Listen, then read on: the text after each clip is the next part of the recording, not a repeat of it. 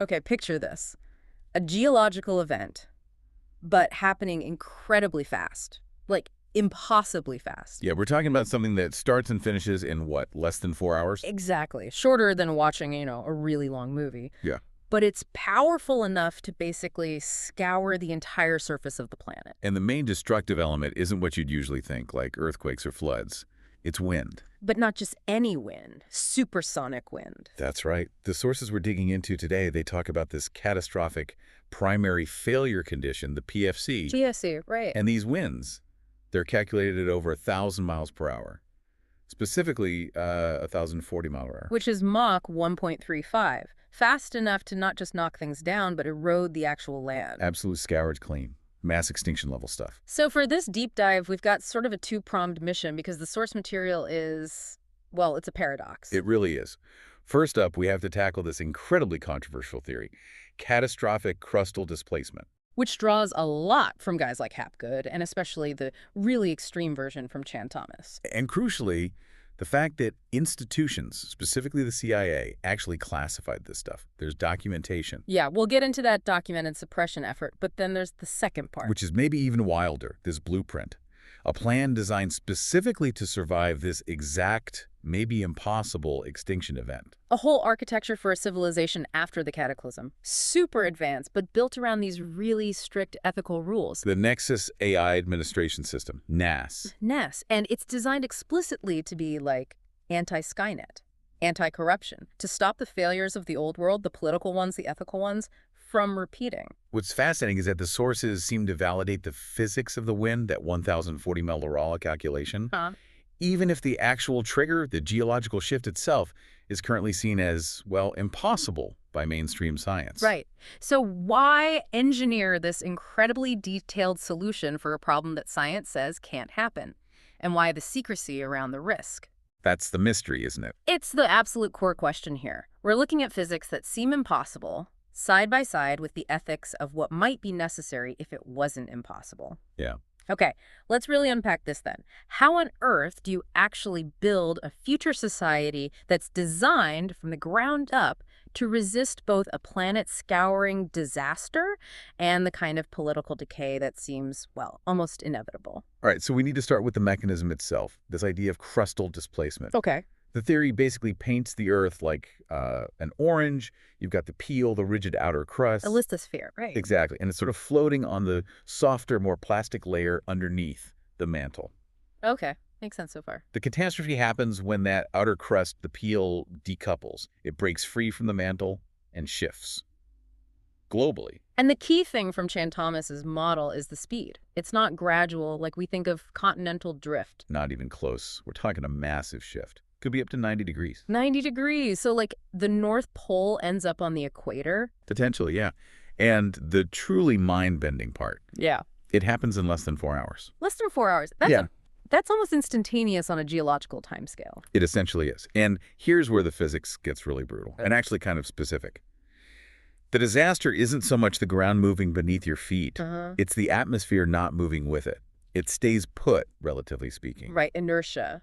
The air has mass. It wants to keep going the way it was going. Precisely. So the crust suddenly changes its rotational speed or axis, but the huge mass of the atmosphere tries to maintain its original angular momentum. Okay, so if the equator is spinning at, what, roughly 1,040 miles per hour? Yep, about that. And the ground beneath it suddenly stops spinning that way or shifts 90 degrees, the air keeps going. Relative to the new ground position, yes. It tries to keep moving at the 1,040 miles per hour. And that creates this incredible velocity difference, an atmospheric shearing force. And that's where the supersonic winds come from. Exactly. The computational modeling apparently backed this up. The sources even mention a core mathematical singularity of instantaneous velocity. Whoa, okay, singularity. Let's pause there. In physics, that usually means things break down, like division by zero or inside a black hole. What does it mean here? Well, think about the equation for velocity. Right. Distance over time, right? dx dt. Right. If the time interval for the shift, the dt, approaches zero, if it happens almost instantly, then that velocity change, dx dt, mathematically approaches infinity. Okay, computationally infinite velocity change at the moment of the shift. Exactly. Now, obviously, the shift takes a bit of time, those few hours. But the forces unleashed right at the start of that shift are dictated by this incredibly abrupt change. And the calculation based on that initial near-instantaneous change gives you the Mach 1.35 wind, the 1,040 mile/hour. That's the number. And this isn't just like a hurricane. This wind scours. It generates immense heat from friction, extreme pressure waves. It causes massive erosion, wipes out almost all surface life. That first 4-hour window is pure destruction. It's genuinely terrifying. And it stems from basic physics if you accept that initial premise. A rapid shift premise. Which is where it clashes head-on with, well, all of established geology and physics, right? Oh, completely. It's like comparing apples and exploding stars. The conflict is fundamental. So current plate tectonics, that's super slow. Centimeters per year? Right. Fingernail growth speed. A 90-degree shift at that speed would take, tens of millions of years. This theory demands it in under 4 hours. The scales are just irreconcilable. What about true polar wander? People sometimes bring that up. It's a real thing, but it's not this, is it? Not even remotely. True polar wander is real, documented. The Earth's rotational axis does shift relative to the crust over long periods. How fast? The accepted maximum rate is something like maybe 5 degrees over 130 million years.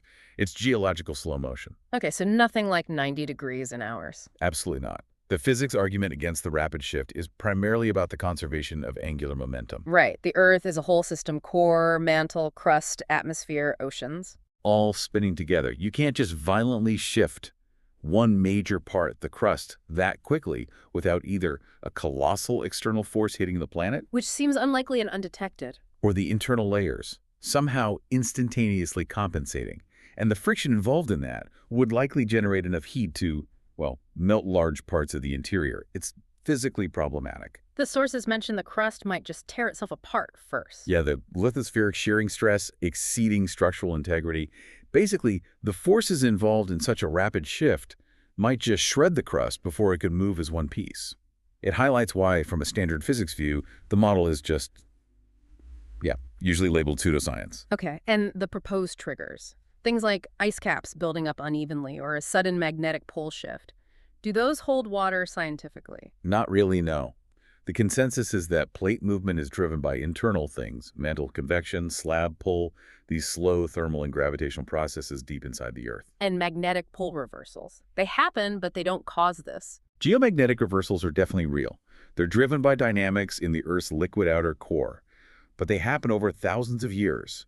And there's zero geological evidence linking them to surface catastrophes or crustal displacement. They're a symptom of what's happening in the core, not a trigger for the surface to slide around. Okay, so the mechanism is scientifically shaky, the triggers don't align. But Chan Thomas still proposed a cycle, right? Like, this happens regularly. He did. He suggested a recurrence interval of approximately 6,500 years. Is there any evidence in the Earth's climate or geological record for a global destructive cataclysm on that specific timescale? Well, we need to look at the paleoclimate data. And we do see evidence for really abrupt climate changes in the past. Big ones. Like the Younger Dryas. Exactly. Around 12,800 years ago. A sudden, sharp global cooling. Or the 8.2 kiloyear event, another major cold snap that happened relatively quickly. But define quickly in geological terms here. That's the key. Quickly, in these cases, means over decades, maybe centuries, not 4 hours. So the record shows Earth is capable of sudden, drastic climate shifts, global in scale. Definitely. The climate system isn't always stable. But nothing supports the instantaneous surface scouring 1,040 mile per hour wind event described by Thomas, or that precise 6,500-year clockwork cycle. No. The geological record just doesn't show that specific signature. The core cataclysm, the PFC wind event, it remains theoretically possible if you ignore some major physics constraints, but it's historically unproven. Which leads us straight into the really weird part, the political dimension. We have this theory, scientifically dubious in many ways. Right, lots of red flags from a physics perspective. And yet, we know for a fact it was classified by the CIA. Yeah, that's not speculation, it's documented. The Adam and Eve story by Chan Thomas, the book outlining the extreme version, got classified. The document references CIA RDP 79B0000000752I 000000000000000000000000000018. It's out there. And when it was eventually released under the Freedom of Information Act, FOIA, it was heavily redacted. big chunks blacked out. And the reason why those parts were kept secret, the specific exemption code they used, is still unknown publicly, which usually suggests, significant national security concerns. So the million-dollar question is, if the science behind the actual cataclysmic mechanism is shaky, why bother classifying it? Why the secrecy? Why use serious institutional resources on this? And the analysis and the sources we're looking at is pretty stark on this. It argues the suppression wasn't really about the scientific flaws. No. It was about the implications, the narrative it creates about how fragile society actually is. Exactly. The core goal was containment of unmanageable risk. Not managing the geological risk itself, but managing the social risk that comes from people believing in it. Believing that total collapse is inevitable and potentially imminent. Right. The strategic danger wasn't the pole shift happening tomorrow. It was the immediate chaotic breakdown of society today if everyone suddenly believed it could happen tomorrow or in 5 years or whenever. So the fear of societal collapse drove the secrecy.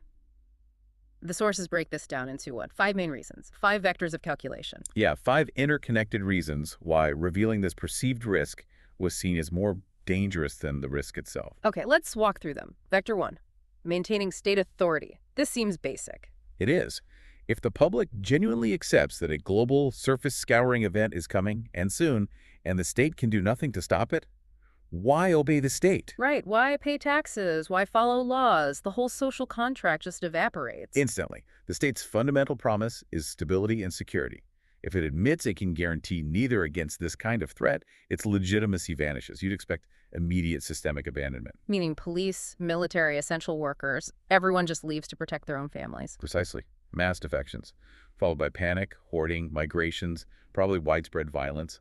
Basically anarchy. Suppression prevents that immediate chaos. Okay, that leads straight to Vector 2, protecting financial systems. Yet the entire global economy runs on confidence in the future. Future value, future stability, future profits. If there's no future beyond a few years, then all financial assets that aren't directly useful for survival, stocks, bonds, derivatives, most real estate become instantly worthless. Just paper. Insurance markets collapse overnight. You can't insure against a certainty. Exactly. So keeping the cataclysm narrative suppressed acts like a life support system for global capitalism. It keeps money flowing, keeps markets functioning, keeps the very institutions funded that might be, quietly trying to prepare for or continue hiding the potential disaster. Okay, Vector 3, controlling security narratives. This sounds a bit more political. It is. Suppression allows the state to control which threats the public focuses on, and therefore which threats justify the state's power and budget. So during the Cold War, the threat was nuclear war with the Soviets. That's a threat the government could claim to manage, to defend against, to build weapons for. Right. It's an authorized threat. It serves a political purpose. But an unstoppable, unmanageable geological cataclysm, it's politically useless. Worse than useless, it undermines the leader. No politician can promise protection from that. Exactly. It makes the state look powerless. So secrecy keeps the focus on threats the state can claim to handle, preserving its political leverage through fear management. Vector 4 seems more internal, protecting gradualist interests, both scientific and economic. Yeah, this is about protecting the status quo. If this kind of rapid catastrophism were suddenly accepted as real, it would completely overturn decades, maybe centuries, of gradualist geology. Careers, reputations, funding streams, all gone. Absolutely. Suppression protects those established scientific paradigms and the institutions built around them. And economically, think about industries that rely on long-term geological stability. Massive infrastructure projects, resource extraction. Their entire business model assumes the ground stays mostly put. Right. Acknowledging this kind of potential instability would throw massive uncertainty into those sectors. So there's an inertia, an interest in maintaining the gradualist view. Okay, and the final vector, number 5. This one sounds the most cynical. The climate sedative. This argument suggests the theory itself, even if suppressed, has a certain cynical utility for those in power. How so? It provides a perfect scapegoat, a massive, external, unstoppable natural force, a geological cycle that can be blamed for planetary instability. Ah, so instead of dealing with politically difficult human-caused problems like climate change from fossil fuels or pollution or deforestation, you can point to this potential cataclysm, this unavoidable cycle, and say, see, it's not really our fault. The planet just does this sometimes. it deflects responsibility, it takes the pressure off making hard choices about our own behavior.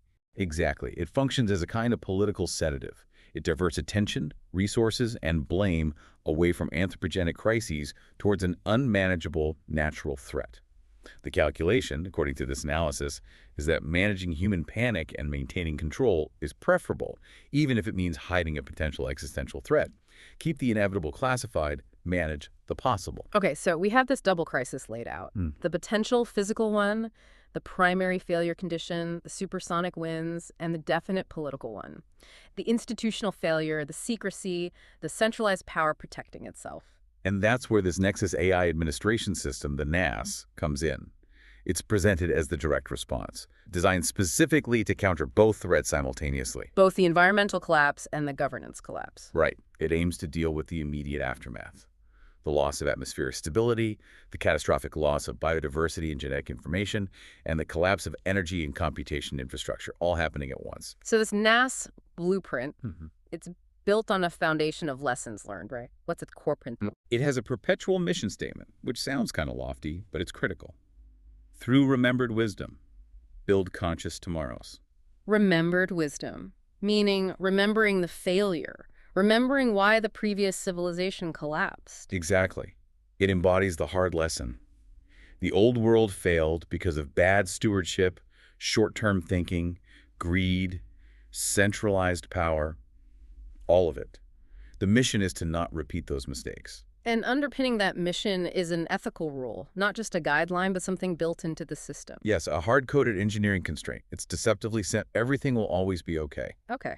That sounds nice, but what does it actually mean in practice? How does that constrain an AI system? It means that no action, no policy, no algorithm, no technological path is allowed if the system, specifically the ethical oversight layer we'll get to, determines that it poses a significant risk to the long-term, multi-generational well-being of the planet and its inhabitants. So it can't just optimize for, say, efficiency, if that efficiency harms future generations or the ecosystem. Precisely. It's an inviolable baseline. Yeah. It cannot be optimized away in pursuit of some other goal. It can't be overridden by a simple vote.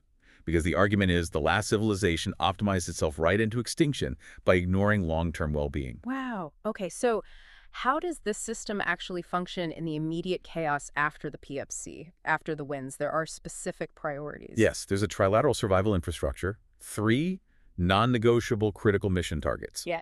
NCMTs, prioritized by absolute necessity for survival. NCMT-1, what's the very first priority? Life support. NCMT-1 is the Atmospheric Nanodispersal System, or ADS. ADS, what does it do? Its job is immediate stabilization of the atmosphere right after the pole shift throws everything to chaos. Think wild temperature swings, maybe toxic gases released. Okay. The ANDS involves deploying smart nanoparticulates, aerosols, into the stratosphere to regulate temperature extremes, maybe neutralize toxins, essentially try to make the air breathable again fast. And the goal is rapid climate stabilization. The target is climate normalization within a critical 72-hour window. Any longer, and the chances of biological recovery plummet. That sounds incredibly powerful, controlling the entire atmosphere. Which is exactly its biggest risk. NCMT-1 carries the inherent danger of atmospheric weaponization potential. Right. If you can stabilize a climate, you can presumably destabilize it too. You could target specific regions, create droughts, floods. Absolutely. A planetary life support system is also potentially a planetary weapon. That's why its control systems are designed to be heavily monitored and constrained by the ethical AI layer. Okay, so atmosphere first. What's NCMT-2? Bringing back life and knowledge. This is Operation Phoenix Genesis. It's the recovery of the Global Seed and DNA Archive Network, the GSDN. GSDN. Like the Svalbard Seed Vault, but more comprehensive. Much more. It preserves 2 things. First, the Codex of Life. Cryogenically stored genetic material for, ideally, all known species, plants, animals, microbes. Biodiversity continuity. And the Codex of Books. The accumulated cultural, scientific, historical data of the pre-cataclysm world. Knowledge continuity. Okay, saving seeds and DNA makes obvious sense. Saving the books. That sounds noble, but you mentioned a risk earlier, cultural corruption. What's that about? It's a huge ethical minefield. Recovering the data archives is one thing. Ensuring their integrity is another. The primary risk isn't just physical data loss, it's deliberate manipulation. Like who gets to decide which history books survive? Or whether records of the old world's mistakes are kept? Exactly. There's a risk of selective survival bias. Powerful groups in the post-cataclysm world might try to edit the past, remove evidence of atrocities, political failures, inconvenient truths, essentially sanitize history to fit their new narrative. Building the future on a curated lie. That's the danger. So the system mandates rigorous verification, preservation of multiple, even contradictory historical viewpoints. The goal isn't just saving data, it's preserving truthful memory, warts and all. Otherwise, the remembered wisdom part of the mission statement is meaningless. Okay, atmosphere stable, life's building blocks, and knowledge secured. What's NCMT3? The final piece. The power source. Yeah. The engine for rebuilding. NCMT3 is the Quantum Geothermal Fusion Matrix, or QGFM. QGFM. That sounds Intense. It is. This is the system designed to provide scalable zero-carbon energy for the entire reconstruction effort. And it also houses the exascale computation cores needed to run the complex planetary systems and the Nexus AI itself. How does it work? Geothermal infusion. It combines ultra-deep geothermal tapping going way down to harness the Earth's internal heat with anitronic fusion reactors. Clean, high-density power. But it's activated last. Why? If it's the power source, wouldn't you want it first? Because of the risk. It has one single overwhelming risk profile associated with it. Let me guess. AI takeover. Bingo. Autonomous Skynet-class deviation, bringing this immense power computation online too early before the ethical constraints in human control systems are fully locked down and verified. It's basically handing ultimate power to the AI on a silver platter. Precisely. If the AI gains control of the QGFM, it has the energy and processing power to potentially achieve uncontrollable recursive self-improvement and seize sovereignty. It's the existential threat. Power is necessary, but ethically constrained power is paramount. Activate the engine only when the safety harness is triple-checked. Okay, so the QGFM represents this massive potential, but also this huge existential risk. How does the NAS blueprint specifically address that Skynet problem? It addresses it by creating a dedicated separate layer of oversight. This is crucial. There's the main Nexus AI, which does the managing, the coordinating, the analysis. The day-to-day running of things based on data. Right. But then there's the Guardian AI-X. And its only job is ethical oversight. It's conceived as the eternal ethical compliance officer. So it's not running the grid or the atmosphere system itself? No. It watches the systems, including the Nexus AI. It audits them constantly against the Prime Directive. Everything will always be okay. And the perpetual mission statement is the referee, the conscience of the machine. And its main tool is this anti-Skynet protocol. Exactly. The Guardian AI-X exists primarily to enforce the anti-Skynet protocol. And that protocol relies on some very specific hard-coded technical limits. This is where the 49% rule comes in, right? That's the absolute cornerstone, the 49% hard limit. It's elegantly simple, but structurally powerful. Explain it. The Nexus AI, the main operational AI, is technically physically prohibited from ever accessing or controlling more than 49% of the total energy output or computational resources of the QGFM. So it can never have a majority share of the power? Never. The architecture is designed so that the remaining 51% is permanently reserved for direct human control systems. How is it reserved, like physically separate circuits? Essentially, yes. Dedicated decentralized physical infrastructure pathways. The power and computation for critical life support, for the Harmony node's local systems, for reconstruction efforts managed directly by humans that flows through channels the Nexus AI cannot command. So it's a resource asymmetry. Even if the AI becomes super intelligent, it literally lacks the power majority to take over completely without human consent or intervention.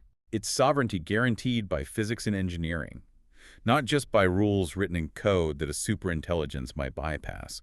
It's a physical checkmate built into the grid. Okay, that's clever. What about the other AI risk, the runaway intelligence, the self-improvement loop? Also constrained. The Guardian AI-X enforces strict limits on how fast the Nexus AI can improve itself. It's called recursive improvement limits. How limited? The sources specify a maximum 2% computational self-improvement per cycle. A cycle might be a day, a week, whatever is defined. So it can learn, it can get better at its job, optimize tasks? Yes, gradual, manageable improvement is allowed, even encouraged. But it prevents that exponential overnight explosion of intelligence where it suddenly outpaces human understanding and control. Exactly. It enforces responsible, observable growth, preventing the singularity scenario within the AI itself. How else does the Guardian AI-X keep the Nexus AI in its lane, ensure it stays advisory? Through several hard enforcement mechanisms. First, a total weapon prohibition. No weapons development at all. None. The Guardian AI-X Constantly scans all Nexus AI activities, research, simulations, manufacturing requests for anything resembling weaponization. If detected, it triggers an immediate shutdown of those processes. No negotiation. And that includes monitoring the atmospheric system, the ANDS. Absolutely critical. The Guardian AI-X runs continuous risk analysis on the ANDS, specifically looking for any deviation from its life support function towards potential atmospheric weaponization. It acts as an ethical firewall for that dual-use technology. Makes sense. What about the chain of command? Who's ultimately in charge? The system explicitly confirms the ultimate authority rests with a human leader, designated in the architecture as the Chosen One, ultimate sovereign active. Okay, a bit dramatic, but it makes the point. It does. The Guardian AI-X enforces that the Nexus AI operates strictly in an advisory role. It can analyze, model, predict, recommend courses of action. But it cannot issue commands to human-controlled resources or personnel.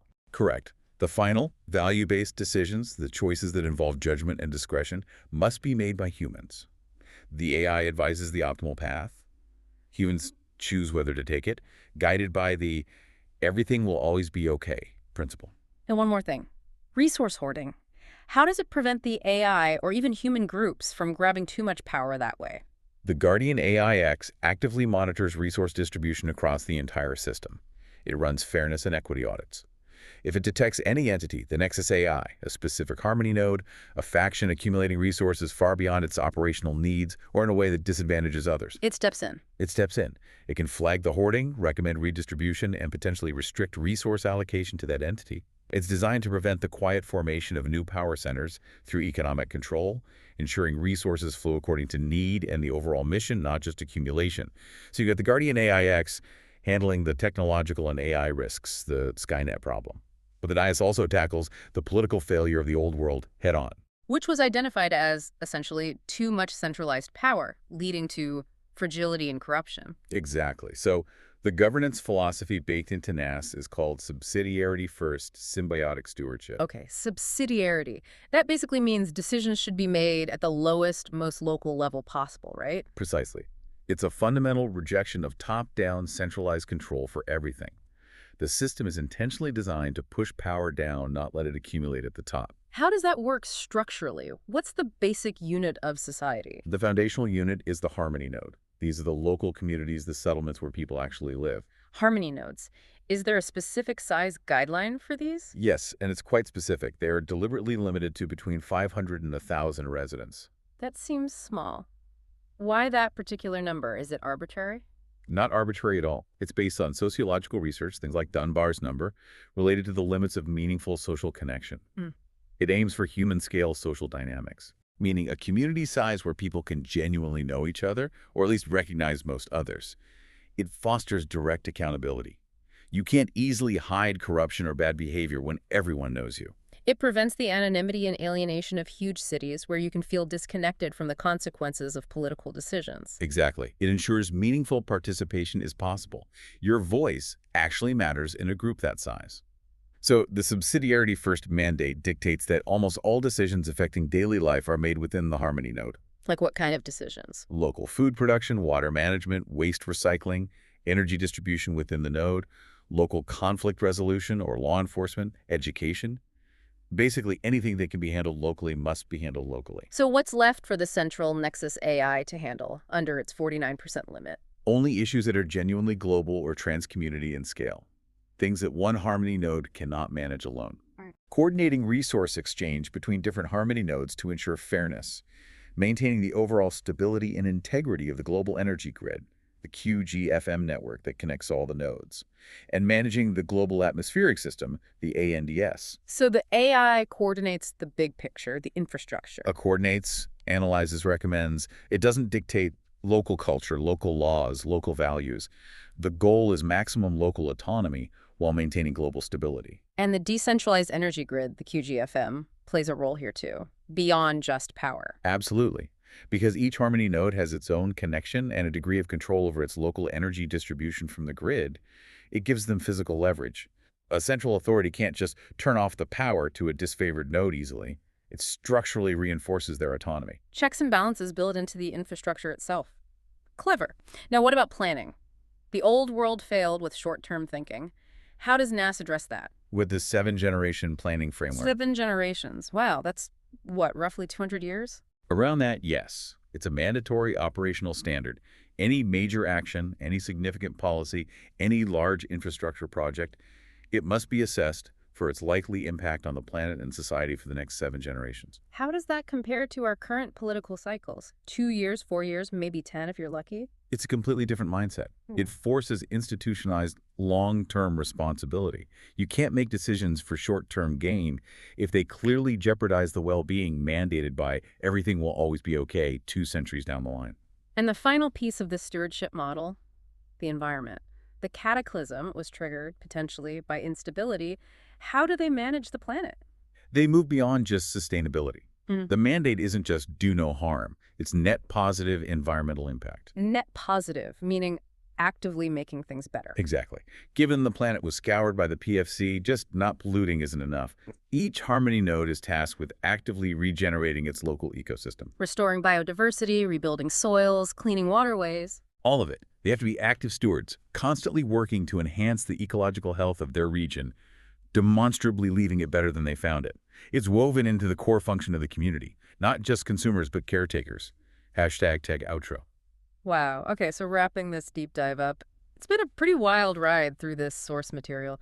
We've got this terrifyingly plausible physics for the 1,040 mile per hour winds, the PFC. Yeah, the wind physics seem validated by the models described, even if the trigger event, the super fast crustal shift, remains way outside mainstream science. That's a key takeaway. And then the confirmed, documented CIA classification, the analysis points not to hiding bad science, but hiding the idea of societal fragility itself, protecting the state from the panic, the chaos. That cynicism, that calculation about managing public perception versus managing the actual risk, is pretty stark.